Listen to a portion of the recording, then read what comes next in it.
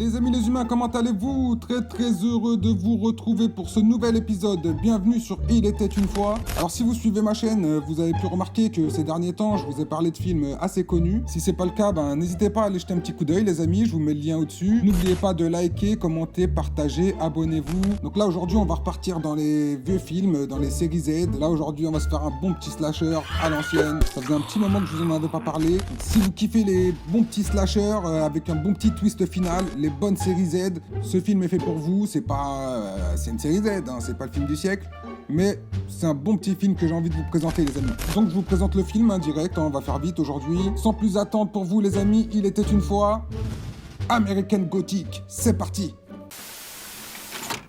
Alors le film commence, t'as une meuf dans une chambre, elle fait sa valise, elle s'appelle Cynthia. Elle est dans un hôpital psychiatrique et lui c'est Jeff, son mari, il vient la chercher. Il veut l'emmener en vacances pour lui changer les idées et il est cool. Là ils vont chercher des potes et ils embarquent à bord d'un avion. Ah, t'as Cynthia et Jeff, on les connaît déjà.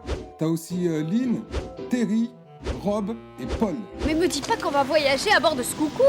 Jeff c'est le pilote de l'avion. Ah c'est la classe, non? T'as un pote, c'est un pilote et tout, tu vas en vadrouiller avec lui au calme. Bref, le générique du film commence. Là t'as des paysages de ouf, les bâtards ils vont kiffer leurs vacances, c'est sûr. Enfin c'est ce qu'on se dit au début, hein, parce que à peine le générique terminé que l'avion crache de la fumée toute noire. Ah, c'est la merde. Là ils sont obligés de se poser, ils débarquent sur une île. Jeff dit que l'avion est en panne, donc ils vont devoir passer la nuit ici. Ils se mettent en mode Koh-Lanta et tout, ils montent un camp direct. Jeff leur dit que c'est vraiment la merde, hein, il sait pas s'il va pouvoir réparer l'avion et tout, les meufs elles commencent à flipper. T'affole pas, on va pas s'incruster ici ad vitam. Le lendemain, Terry elle se la raconte, elle va aller faire de la plongée, et là elle se fracasse sur les rochers comme une merde. Non, chut, on ne rit pas, Olivier, on ne rit pas. Hein. Là, Cynthia, elle a un flashback. En fait, elle a perdu son bébé il y a pas longtemps, et il s'est noyé dans sa baignoire, et c'est pour ça qu'elle était à l'hôpital au début. Heureusement que Jeff était là et il a sauvé Terry. J'ai eu de la chance. Donc il retourne au camp, Jeff dit que c'est mort, il peut pas réparer l'avion, donc ils vont devoir chercher une solution, de l'aide sur l'île et tout, donc ils partent en mode expédition. Là ils trouvent une maison au milieu de nulle part, et ils tapent à la porte, ça répond pas. Donc ils rentrent quand même, c'est une vieille maison à l'ancienne, ils commencent à fouiller partout, c'est des ouf, ça se fait pas ça voyons. Cynthia descend à l'étage, elle découvre une chambre, elle aussi elle commence à fouiller, franchement aucune éducation les gosses, et stop. Oh, c'est quoi ce scénario là? Ils ont cru que c'était Boucle d'Or ou c'est quoi cette histoire là? Bon allez, je vais pas m'étendre sur le sujet, on reprend. En haut c'est la teuf, ça danse de partout, ils sont déguisés avec les sapes qu'ils ont trouvés dans les placards et tout. Et là t'as maman et papa ours qui rentrent à la maison. Ouais stop. Alors je t'avais dit quoi poto? Allez vas-y relance. Là on rencontre un petit couple de vieux, le daron il voit flou le pauvre, des mecs qui se sont incrustés chez lui et tout, il pète un câble, ça se voit qu'il a envie d'en défoncer un et tout, mate son regard. Nous sommes vraiment désolés pour le désordre. Les mecs ils s'excusent et tout, et là la daronne a dit mais non c'est rien, t'inquiète, elle lui offre même l'écharpe qu'il a autour du cou et tout, c'est cool. Mais papa ours il est pas rassuré, hein. Il commence à poser des questions, Jeff il lui raconte l'histoire, comme quoi ils sont tombés en panne et tout, le vieux il les croit pas mais il leur dit que demain il a un pote qui va passer et qui pourra les aider, t'as vu c'est un mécano, bricolo et tout. Donc il leur dit de rester manger, donc on apprend que les vieux s'appellent Ma et Pa. Déjà ça fait flipper. Hein. Ma et Pa nous conviennent parfaitement, les enfants. À un moment à table, Lynn elle veut prendre du pain, et Ma elle l'engueule. Et, jeune fille, Wesh, la prière, cousine, t'as oublié la prière. Pa commence à réciter le Bénédicité, et après il regarde Lynn chelou. amen. Cynthia n'arrive pas à finir son assiette, et Ma lui dit de finir pour entrer dans le club des assiettes propres. Le club des assiettes propres. C'est bon, c'est des petits vieux qui vivent comme en 1900, on va pas leur en vouloir de sortir des blagues de merde quand même. Ils ont même pas à la radio les gars, ils savent même pas que l'homme a marché sur la lune. Il sait même pas qui est Michel Drucker. Donc à la fin du repas, Lynn elle veut péter une clope et tout, Pa il commence à crier. Non c'est bon, il commence à casser les couilles frère, même Charline Gals il pétait sa pipe après le repas wesh. En plus Cynthia elle a même pas fini son assiette. Méchante fille. Lynn et Cynthia, ils vont péter une clope à l'extérieur. Cynthia, elle a découvert une chambre tout à l'heure quand t'as fouillé là, et puis elle veut la faire montrer à Lynn. T'as vu, c'est une chambre d'enfant. Ils se demandaient comment ça se fait qu'un couple de vieux, elle avait une chambre d'enfant et tout. Et là, elle découvre Fanny, c'est la fille de Ma et Pa. Elle dit qu'elle a un bébé et tout. Ma arrive pour la mettre au lit. Et Fanny dit qu'elle a 12 ans. C'est là qu'on se rend compte que c'est vraiment une famille de taille. Si vous voulez mon avis, elle a la cinquantaine bien sonnée. 20h30, Ma éteint les lumières. Tout le monde va se coucher, les jeunes ils voient flou, mais bon ils s'exécutent. Mais là, Pa les arrête. Il leur demande s'ils sont mariés. Sinon ils peuvent pas dormir ensemble. Je ne tolérerai pas qu'on s'adonne à la fornication sous mon toit. Ah non, là c'est bon, ma parole à stade, moi je serais parti dormir dans les bois, rien à foutre. Le lendemain, Rob se réveille, il va prendre l'air et il tombe sur Fanny. Elle joue à la balançoire avec quelqu'un. C'est son frère, il s'appelle Woody. Fanny demande à Rob de venir jouer avec eux. Il l'attache à la balançoire et commence à le pousser. Là, il le pousse de plus en plus fort. Et là, Rob, il commence à se chier dessus, il leur dit de se calmer et tout, et ils veulent pas le laisser descendre. Là, Woody, c'était ouf, il se met à couper les cordes et Rob s'envole. Et là, Fanny et Woody, ils rentrent chez eux, au calme, la main dans la main, c'est des vrais tarés. Au tour de Jeff de se réveiller, il va dire bonjour à Pa, et en même temps, il lui demande quand est-ce que va arriver son pote pour réparer l'avion. Pa commence à lui parler de la Bible et tout. Cynthia va découvrir le corps de Rob. Bah, ils vont descendre le récupérer avec Pa, et les autres, ils sont comme des oufs, ils savent pas ce qui s'est passé.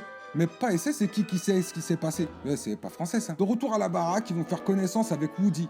Là, ils vont commencer à monter un bateau sur la mort de Rob, genre c'est un accident et tout. On n'a pas la permission d'aller jouer avec la vieille balançoire, elle est beaucoup trop dangereuse. Cynthia et Lynn, ouais, toujours les mêmes, elles vont discuter dehors. Là, Lynn, elle va commencer à tailler la famille de Pécor et tout, mais Fanny, elle a tout entendu, elle est en PLS, la pauvre. Cynthia, elle a vu que Fanny avait entendu ce que Lynn a dit.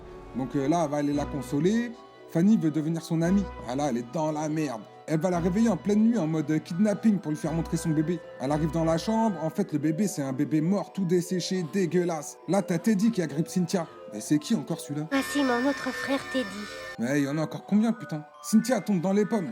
Bah ouais, vous vous souvenez qu'elle vient de perdre son bébé et ça l'a choqué cette affaire. Le lendemain, Lynn va faire un tour et elle trouve Fanny, Woody et Teddy jouer à la corde. Bah, Teddy, il joue le nerveux et tout, il demande à Lynn de venir jouer avec eux, et Lynn, c'est une Kaira, elle les insulte direct. Mais bande de débiles, en quelle langue faut-il vous parler? Bah, c'est peut-être une Kaira, mais ils vont la zigouiller, cousin. Jeff commence à s'exciter, le pote de Pa n'est toujours pas arrivé. Et Pa, il parle encore de la Bible et tout, Jeff, il en a marre, il veut se barrer. Là, il va rassembler tout le monde et il voit Cynthia, elle est encore choquée du bébé tout desséché qu'elle a vu, là. Donc Jeff, il commence à la consoler, Fanny, elle était en train de les espionner, elle dit qu'elle veut Jeff. Comment ça, elle veut Jeff? Bah ouais, elle veut que Jeff devienne son mari et tout, elle veut le Lévio et tout. Et là, elle voit que Jeff, il est pas d'accord, c'est mort, frère. Et donc elle arrive devant Jeff, elle lui plante l'œil direct. Cynthia accable, elle va voir Ma en pleurant et tout, mais Ma, elle est dans le coup. Et là, ça va partir en couille totale, les amis. Comme dit la Sainte Bible, les méchants seront punis. Voilà les humains, je vous laisse découvrir la suite du film. Va y avoir des courses-poursuites dans les bois, mais la famille de tarés, là, ils connaissent les bois comme leur poche, donc ça va mal se passer pour les autres. Bah pour eux, c'est un jeu, ils sont tellement isolés de tout que dès qu'ils voient quelqu'un débarquer sur leur île, ils les égouillent direct. Pour eux, le monde extérieur est contaminé, ils sont en confinement, en mode coronavirus et tout. Je ne tolérerai pas qu'ils aient le moindre contact avec le monde extérieur, sinon j'ai bien peur qu'ils ne soient contaminés. Bah t'as Cynthia qui va quand même tenter une prise d'otage, mais tu leur fais pas au Pécor. On connaît notre île par cœur, on finira par les retrouver. Le film n'est pas exceptionnel, mais on se laisse prendre au jeu. Le film mise plus sur une peur mentale que visuelle. Bah en même temps, c'est un peu ça, un vrai film d'horreur, quoi, j'ai envie de te dire. Parfois c'est bien angoissant, dérangeant même par moments, mais on aurait aimé en voir plus. Pas forcément plus de sang, mais un peu plus de psychologie. C'est gratuit, ça aurait vraiment gonflé le film et franchement ça aurait été au top. Mais on aura le droit à un retournement final assez fort, donc si le début vous a intéressé, regardez vraiment ce film pour le twist final, c'est vraiment pas mal. Si tu veux. Donc c'est un film d'horreur britannique réalisé par John Hughes, sorti en 1988. Il a commencé sa carrière dans les années 60 en réalisant des épisodes de la série Chapeau melon et bottes de cuir. Après 2 longs métrages en 1969 avec un film d'aventure et en 1970 avec un thriller, il trouvera son genre de prédilection, l'horreur, avec Les Sévices de Dracula en 1971. Par la suite, il réalisera quelques films comme La Maison des damnés, Les Visiteurs d'un autre monde ou Incubus. Le scénario est de Burt Wottenson. C'est lui qui écrira les histoires de Beetlejuice, la série animée là, et Les Schtroumpfs de 1981 à 1990. La musique est de Alan Parker. Il a fait la musique des Dents de la Mer 3 et a collaboré avec beaucoup de stars de la musique comme Elton John, Serge Gainsbourg, David Bowie, Charles Aznavour, France Gall, et tout le tintouin quoi. Pa est joué par Rob Steiger. Il a joué dans Il était une fois la Révolution, dans Fist avec Stallone, dans Amityville, La Maison du Diable, Mars Attack, Hurricane Carter. Et si vous n'avez pas remarqué, c'était Vincenzo Fortelli, le parrain de la mafia, là, dans l'épisode de Columbo, Une étrange association. Ça, je le savais déjà.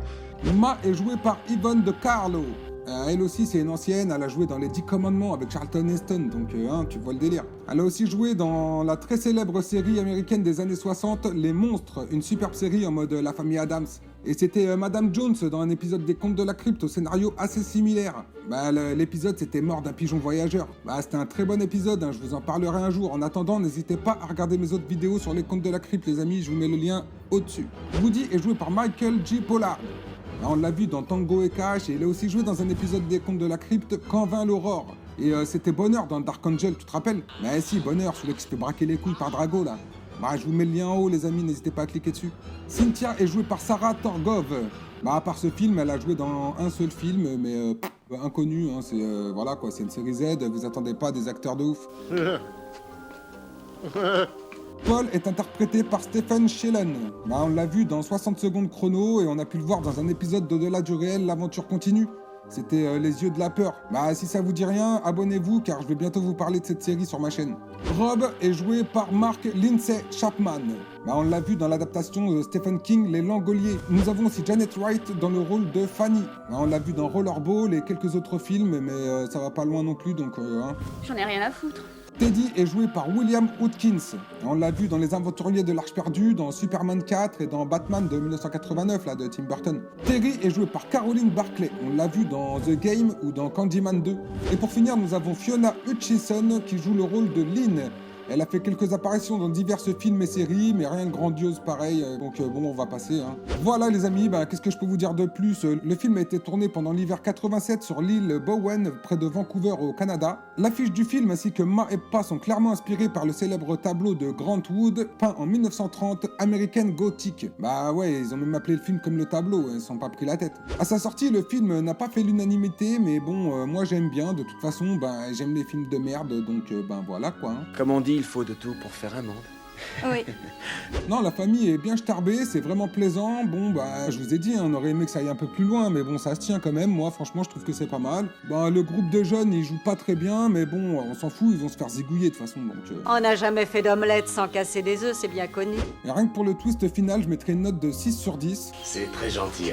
De rien, c'est normal. Voilà les humains, c'est tout pour aujourd'hui. Moi, il me reste plus qu'à vous dire merci d'être fidèle à la chaîne, merci d'être resté jusque-là, merci de liker, commenter, partager les amis. C'est pas difficile à comprendre, non? Ça me paraît clair. On reviendra bientôt avec des séries Z et des films d'horreur un petit peu méconnus, un petit peu passés sous le radar. Donc je sais pas quelle vidéo je vais vous faire par la suite, hein, on verra, c'est la surprise. Donc merci de vous abonner, merci de rester à la page, merci de rester à la chaîne. N'oubliez pas de liker, commenter, partager. N'oubliez pas de rembobiner votre cassette à la fin du film. Vive le 20e siècle, à bientôt les amis. Évidemment, c'est toujours moi qui dois finir les corvées.